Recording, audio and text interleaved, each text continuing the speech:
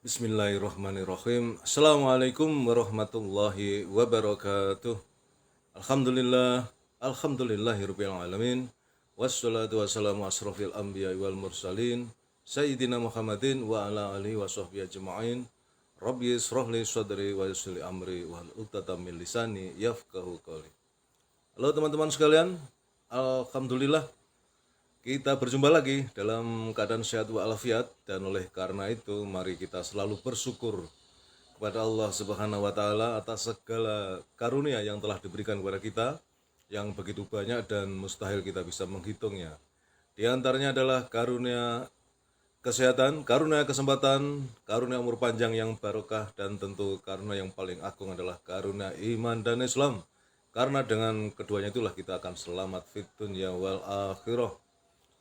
Salawat serta salam semoga senantiasa terlimpahkan kepada uswatun hasanah kita, baginda Rasulullah Muhammad sallallahu alaihi wasallam, beserta keluarganya, para sahabatnya, dan semua pengikutnya, termasuk kita yang mengharapkan syafaat beliau kelak di yaumil qiyamah. Teman-teman sekalian, alhamdulillah kita baru saja selesai melaksanakan sholat subuh, dan begitu indah dan nikmatnya kita bisa melaksanakan sholat subuh secara tepat waktu berjamaah di masjid. Karena 2 rakaat sholat sunnah fajar sebelum subuh lebih mulia daripada dunia dan seisinya, terlebih lagi dengan sholat subuhnya itu sendiri. Maka oleh karena itu, mari kita terus berdoa, mudah-mudahan Allah meneguhkan hati kita, mengistiqomahkan kita untuk selalu taat kepadanya, wabil khusus dalam melaksanakan sholat fardu secara berjamaah di masjid tepat waktu. Dengan demikian, mudah-mudahan Allah ridho dan sayang kepada kita sehingga kelak di akhirat kita akan dimasukkan ke jannahnya. Amin ya rabbal alamin. Teman-teman sekalian, sahabat yang mulia, pada kesempatan pagi ini saya benar-benar ingin menasihati diri saya sendiri.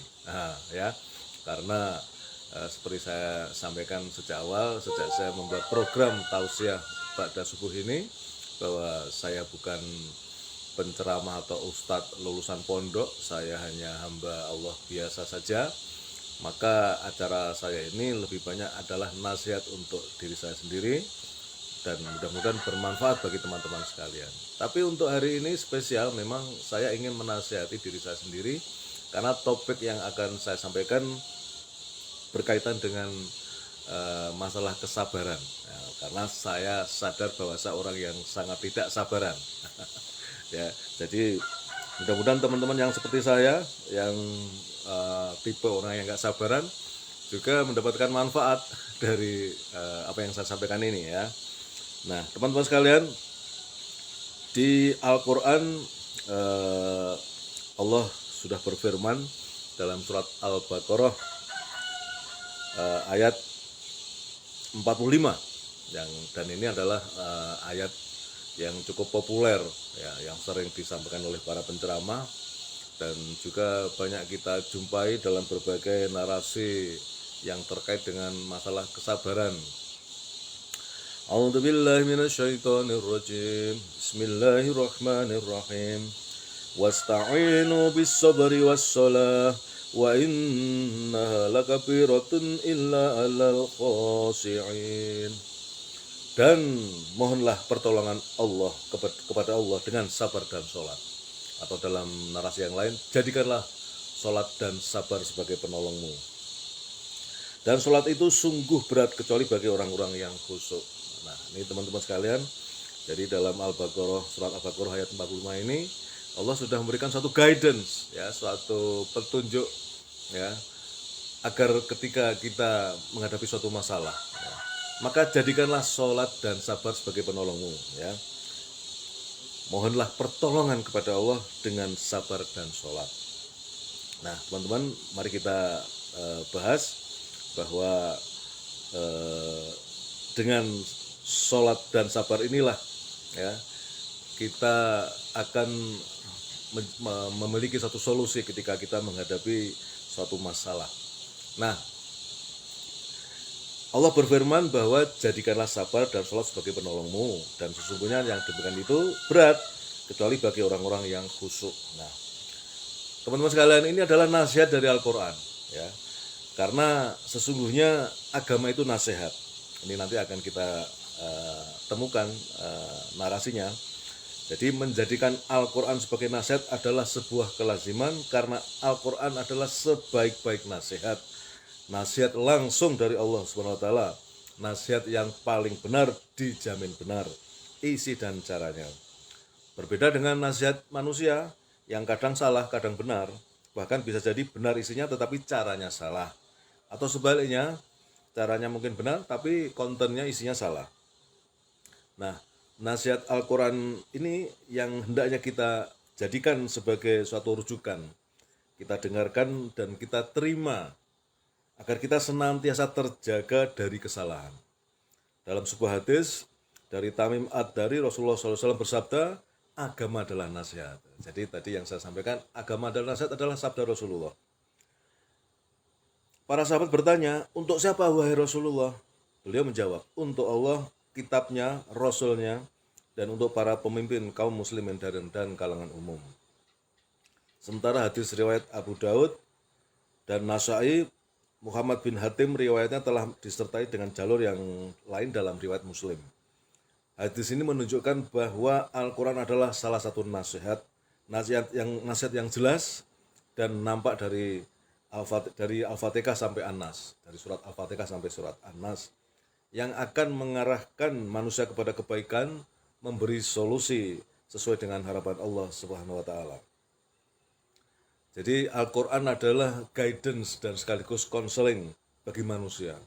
Semua masalah manusia sudah diberikan nasihatnya oleh Al-Quran. Hanya manusia mau meyakini atau tidak, mau menjalankan atau tidak, dan kebenaran Al-Quran mutlak, bukan sekedar relatif atau nisbi. Oleh karena itu, kembali kita ke topik tentang kesabaran dan sholat. Nah, yang pertama adalah kesabaran adalah awal dari kejernihan hati dan pikiran. Nah, ini saya sudah mulai menasihati diri saya sendiri ini, orang yang gak sabaran ini. Dalam ayat di atas, mintalah tolong dengan sabar adalah perintah yang sangat tegas. Bahwa sabar adalah bagian dari solusi itu. Dia adalah solusi mental, sehingga dengan sabar manusia mampu menjernihkan pikiran dan hatinya.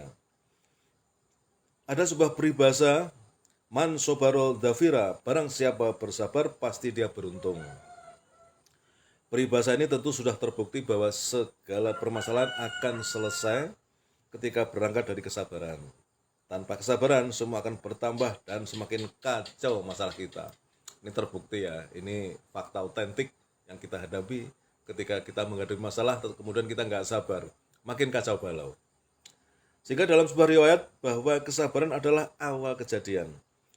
Yang dimaksud kesabaran adalah ketika kita mampu mengkomunikasikan hati dan pikiran semenjak awal kejadian.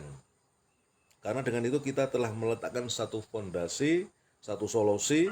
Tidak sabar di awal maka akan menambah masalah selanjutnya. Jadi ketika kita menjalani suatu kehidupan, di awalnya saja sudah nggak sabar, maka di ujungnya juga akan berantakan. Nah, kesabaran tidak akan hadir dalam diri manusia kecuali dia memiliki keyakinan kepada Allah Subhanahu wa taala bahwa apa yang terjadi semua telah menjadi keputusan Allah. Ya. Dengan keyakinan ini maka kesabaran akan hadir. Sederhananya, sikap batin kita akan selalu berada pada gelombang atau frekuensi alfa, yaitu bahagia dan tidak bersedih berlebihan. Karena keyakinan yang tinggi kepada keputusan Allah Subhanahu wa taala. Jadi sesungguhnya problem itu semua yang kita hadapi ini ya sudah tertulis di Lauh Mahfuz. Kira-kira seperti itu. Allah berfirman, dan sungguh akan kami berikan cobaan kepadamu dengan sedikit ketakutan, kelaparan, kekurangan harta, jiwa, dan buah-buahan. Dan berikanlah berita gembira kepada orang-orang yang sabar. Ayat ini jelas bahwa manusia akan mendapatkan ujian dan solusinya adalah sabar. Ujian manusia dapat diklasifikasikan, pertama adalah ketakutan, ini adalah secara psikologis, kemudian kelaparan, ini secara fisik, kekurangan harta, ini finansial, kekurangan jiwa dari kesehatan dan kematian, dan kekurangan buah-buahan artinya kesejahteraan. Itulah masalah manusia. Jadi masalah manusia nggak akan jauh dari itu. Yang mampu menyelesaikan adalah mereka yang bersabar. Dalam perspektif psikologis, kesabaran adalah kemampuan untuk menahan emosi, pikiran, perkataan, dan perilaku atau perbuatan. Selain itu, syarat dari kompetensi ini adalah menahan, dilakukan secara aktif, merupakan respon awal, ya, bertujuan baik dan taat aturan. Gagal dalam memenuhi aturan atau syarat tersebut, maka menahan yang ditujukan oleh individu tidak dapat dinilai sebagai kompetensi kesabaran. Nah, kemudian berikutnya mari kita lanjutkan dengan yang kedua, yaitu sholat sebagai sarana mendatangkan solusi. Teman-teman sekalian, sahabat yang mulia, sholat menjadi sarana menghadirkan solusi dan ini adalah cara yang terbaik. Seberat apapun masalah, kembalilah kepada Allah. Jadi Allah adalah pencipta kita yang tahu segala macam yang ada di langit, yang di bumi, yang tersembunyi maupun yang nampak. Jadi seberat apapun masalah, kembalilah kepada Allah. Sholatlah, sujudlah, rukuklah, tunduklah di hadapan Allah, hinakan diri kita. Maka ada yang menggambarkan ketika kita sujud, itu posisi pantat kita tahu bahwa pantat ini adalah kedudukannya rendah, karena dari pantatlah keluar kotoran. Itu lebih tinggi daripada kepala kita.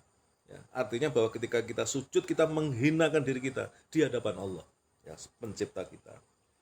Nah, oleh karena itu, esensi dari ini adalah ketika kesombongan manusia akan kecerdasan dirinya, ya, di dalam menghadapi masalah, maka problem solving ada pada dirinya kadang melupakan bahwa Allah adalah pemberi solusi. Jadi ketika kita sujud, kita sadar, kita memahami bahwa kita ini hamba, kemudian Allah adalah Khalik, sehingga kita memohon pertolongan kepada Allah sebagai pemberi solusi atas segala macam kehidupan ini. Nah, masalah terbesar yang dihadapi oleh manusia, ya, ini terkait dengan kehidupan yang dihadapi. Bagi orang miskin mungkin sekarang beras harga paling murah 16.000, ya, masih mending kalau di Jogja ini ukurannya adalah kilo. Kalau di Jakarta, di Jawa Barat itu yang saya tahu adalah liter. Jadi lebih sedikit volumenya. Itu sekarang yang paling murah itu 16.000. Dan kemarin juga di daerah kawasan Jawa Barat, daerah Bandung itu, di Rancaikek atau di mana itu, sudah mulai terjadi antrian panjang hanya untuk membeli. Ini bukan gratisan, bukan bansos, tapi membeli beras. Harus antri panjang sekali. Ini problem untuk orang yang katakanlah kekurangan. Semakin berat apa yang dihadapi. Kemudian bagi orang yang di level middle class begitu, ya, dia punya problem sendiri. Dan jangan dikira orang yang berada di atas itu tidak punya problem lebih berat. Apalagi dalam konteks kekuasaan, konteks berburu jabatan, kedudukan, maka problem yang dihadapi jauh lebih berat. Bagi orang yang beriman, ketika dia menghadapi masalah yang berat ini, maka dia akan selalu ingat kepada Allah, ya, untuk kemudian mengadukan semua masalah yang dia hadapi kepada Allah dengan sholat. Dan ketika sujud itulah kita menghinakan diri kita, kita sadar bahwa kita ini hamba yang hina, yang rendah, memohon kepada yang maha tinggi, yaitu Allah, untuk menyelesaikan persoalan yang kita hadapi. Nah, teman-teman sekalian, bisa panjang kalau kita bicara tentang bagaimana implementasi dari sabar dan sholat ini sebagai suatu solusi dalam kehidupan kita. Tapi prinsipnya adalah bahwa ketika kita menghadapi masalah, maka pertama adalah kesabaran, dan sabar ini kata yang paling mudah untuk diucapkan, mudah sekali. Bahkan kita sering nasihati orang, apalagi kalau kita menasihati orang yang sedang sakit, kita kan selalu mengatakan sabar ya, sabar. Jadi kita sering nasihati orang untuk berbuat sabar, tapi kepada diri sendiri belum tentu bisa sabar. Maka ini adalah cara saya untuk menasihati diri saya, supaya saya, karena sudah menyampaikan kepada teman-teman sekalian, ya, jadi ketika saya menghadapi persoalan, ya saya harus konsisten dengan apa yang sudah saya sampaikan. Ya, Allah yang sudah memberikan satu guidance, ya, melalui Al-Quran, bahwa satu-satunya cara kita menghadapi masalah adalah dengan sabar. Dan yang kedua dengan sholat, ya. Karena sholat ini adalah komunikasi kita langsung kepada Allah, ya, yang pencipta kita. yang semua nasib kita dari di dunia maupun di akhirat nanti tergantung dari bagaimana Allah menilai kita. Ya tentu kita berharap bahwa Allah ridho terhadap apa yang sudah kita kerjakan di dunia ini, kemudian Allah sayang memberikan rahmatnya. Ya sudah sering dibahas bahwa kita nanti masuk surga itu bukan karena amal-amal kita, karena kalau hanya modal amal kita sangat tidak mencukupi untuk meraih surga yang begitu dahsyat, begitu luar biasa indah dan nikmatnya itu. Maka hanya karena rahmat Allah, ya kasih sayang Allah, ya. Dan itu terjadi ketika Allah sudah ridho kepada kita.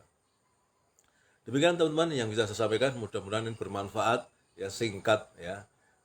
Tetapi mudah-mudahan bisa kita terima semua, dan saya konsisten bahwa ini adalah nasihat untuk diri saya sendiri. Terima kasih, kebenaran datang dari Allah, dan bila saya dalam menyampaikan ada kekeliruan, ada kesalahan, mohon kiranya dimaafkan. Assalamualaikum warahmatullahi wabarakatuh.